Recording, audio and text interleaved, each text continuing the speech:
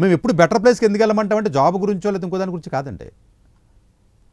Better ఇప్పుడు ఎక్కడెక్కడో చదివినా కూడా జాబ్లు వస్తూ ఉంటే బతుకుతూ ఉంటారండి, అది కాదు ఇక్కడ.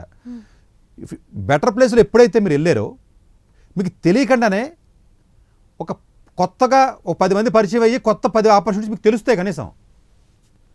అది తెలిసినప్పుడు మళ్ళీ దాంట్లో ఓటు పట్టుకుంటారు, మళ్ళీ అక్కడికి వెళ్తారు, అక్కడ ఇంకో 20 తెలుస్తాయి, ఇంకోటి పట్టుకుంటారు. ఇదే లైఫ్ అండి, జర్నీ అలా లైఫ్ అంటేనే ఇది.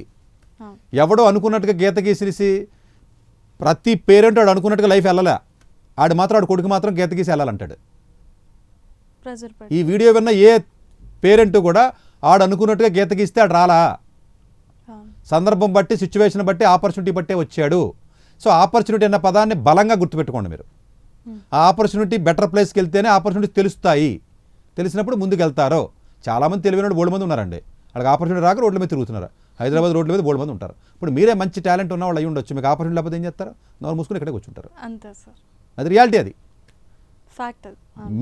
మీకున్న తెలివికో లేకపోతే మీకు ఉన్నటువంటి స్కిల్కో ఎక్కడో ఆపర్చునిటీ ఉంది అన్న విషయం ఎవడో ఒకటి చెప్పాలి కదా మీకు. మీకు తెలియకపోతే మీరేం చేస్తారంటే ఇక్కడ ఉన్న జీతంతో బతుకుతారు. సో ఇది ఎప్పుడు ఆ ఆపర్చునిటీస్ ఇలాంటి ప్లేస్కి వెళ్ళాలి, ప్లేస్కి వెళ్ళడం వల్ల మీకు తెలుస్తాయండి. అందు గురించి సమ్మర్ కోర్సెస్కి డెఫినెట్గా ఫైనాన్షియల్గా కొంత ఎబిలిటీ మీకు ఉంది అని అనుకున్నట్లయితే, ఎందుకంటే సమ్మర్ కోర్సెస్కి స్కాలర్షిప్స్ ఉండవండి. బట్ 3 రకాలు చెప్పానండి. సమ్మర్ క్యాంప్ ఫ్రీ ఉంటుంది, సీట్ రావడం కష్టం. రీసెర్చ్ ఫ్రీ ఉంటుంది, అకామిడేషన్ సహా. 3 సమ్మర్లో 2 ఫ్రీ ఇంక్లూడింగ్ అకామిడేషన్, సీటు కొట్టగల కెపాసిటీ ఉంటే. 9th 10th 11th 12th first year second year. Course working free ఉండదు, వాళ్ళు ఎక్కడ ఉండదు.